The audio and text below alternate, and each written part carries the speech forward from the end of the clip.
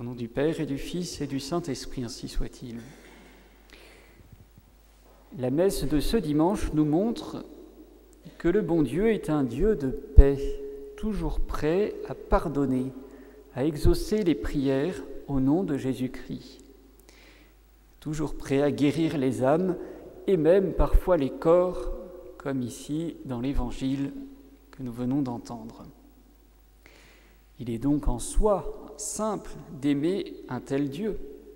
Et pourtant, il arrive qu'un certain flou finisse à la longue par envahir nos âmes à cause de la routine qui nous gagne ou de principes catholiques pas forcément bien compris, bien assimilés.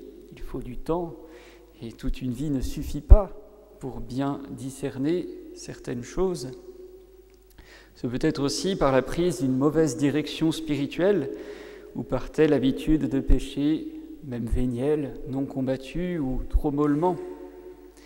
Et alors on ne sait plus trop au final en quoi consiste précisément, en pratique, ce qu'est aimer Dieu.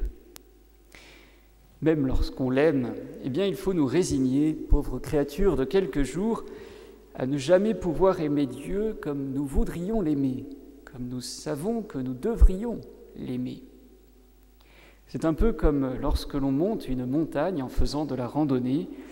Au fur et à mesure que l'on monte, l'horizon grandit, on a de la vue sur ce qui nous entoure, et quand on est arrivé enfin au sommet, alors on voit cette immensité du ciel à 360 degrés autour de nous, au-dessus de notre tête.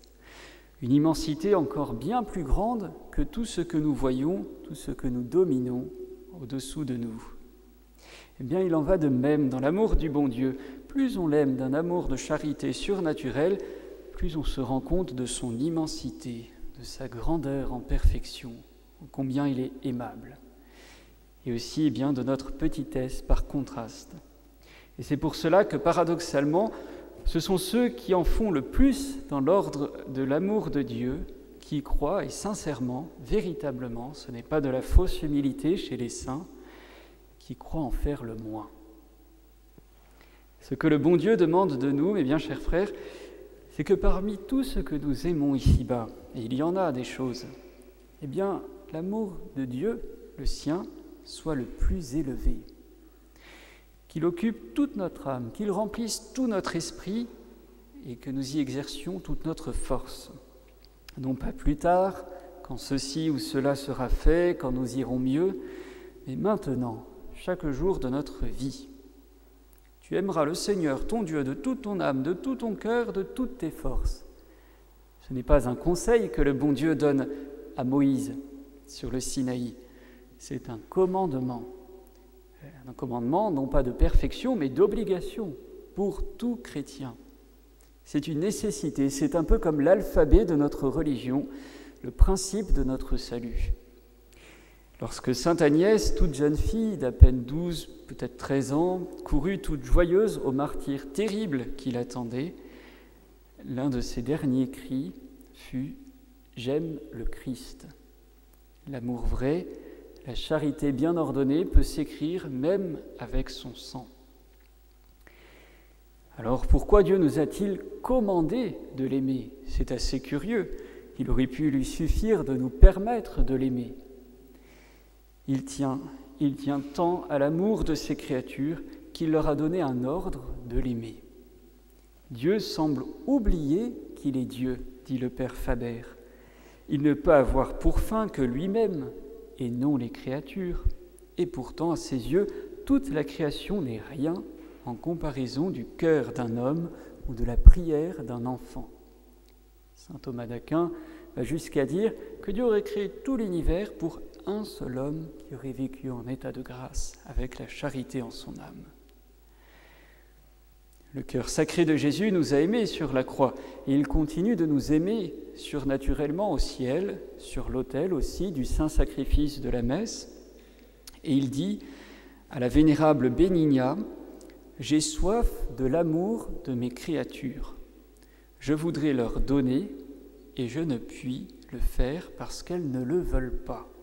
Je suis aimé au ciel, mais je cherche l'amour sur la terre. » Et alors, dit la sainte, mon amour à moi, mon amour pour lui, m'a paru comme une mauvaise plaisanterie, comme rien du tout, et je faillis en mourir de douleur. Dieu est-il aimé sur cette terre? Combien d'âmes l'aiment? Et nous, mes bien chers frères, c'est parce que nous n'aimons pas assez ou pas comme il le faut que le bon Dieu, trouve parfois une âme attachée de façon désordonnée à des choses terrestres, à de l'amour-propre. C'est pour cela que Dieu a créé le purgatoire, parce que les âmes de très nombreux chrétiens, et la majorité sans doute, nous en sommes certainement, sont à l'heure de la mort pas assez purifiées, pas assez aimantes, et qu'il leur faut un temps de peine purificatrice pour pouvoir vraiment aimer Dieu au ciel, sans être alourdis par les scories d'ici-bas. Sainte Catherine de Gênes nous dit que le purgatoire est voulu par l'âme en état de grâce. Au moment de la mort, elle s'y jette. Si elle n'est pas assez purifiée, si elle n'a pas assez fait pénitence, elle sent qu'elle en a besoin. Voici ce que dit la sainte. L'âme quittant le corps et ne trouvant pas en elle cette pureté dans laquelle elle a été créée, voyant aussi les empêchements qui retardent son union à Dieu, comprenant que le purgatoire peut seul les écarter, s'y jette d'elle-même promptement et volontairement, un peu comme dans une piscine. Nous sommes dans une chaleur extrême, nous nous jetons dans l'eau fraîche pour nous rafraîchir. Le purgatoire vient comme rafraîchir notre âme, la purifier.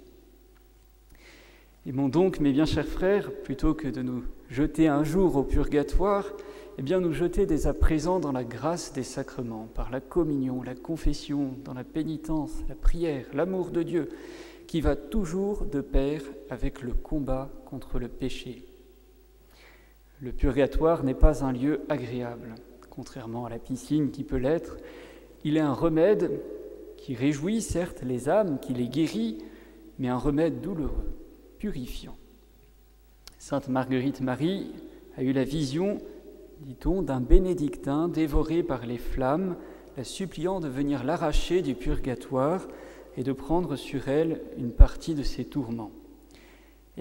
Sainte Marguerite Marie a accepté.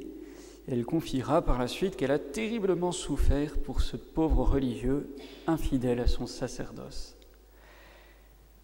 Aux souffrances de la purification se mêle aussi dans le purgatoire une joie, la joie de l'allégresse. Je suis sur la voie, je sais que je vais aller au ciel. Et Sainte Catherine de Gênes dit que la joie des âmes du purgatoire est supérieure à toutes les joies de la terre. On se sait bientôt bienheureux. La Sainte Messe, acte par excellence de charité de notre Seigneur pour nous, renouvellement du sacrifice de la croix en réparation des péchés, est le moyen d'amour le plus sûr pour nous, de grandir dans la charité, de délivrer aussi les âmes qui ne l'ont pas assez aimé.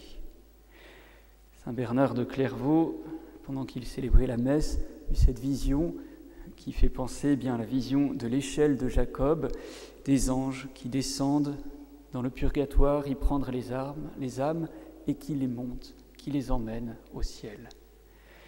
C'est ce que fait aussi Notre-Dame, représentée ici, sous nos yeux, sous les traits de Notre-Dame du Purgatoire.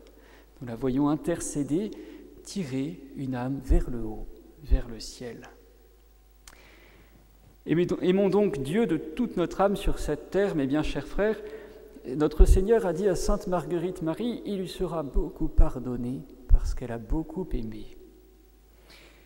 Prions, sacrifions-nous pour nos frères qui souffrent en ce moment en purgatoire, et une fois au ciel, ils se feront à leur tour nos intercesseurs dans ce magnifique dogme de la communion des saints que nous allons énumérer dans le credo.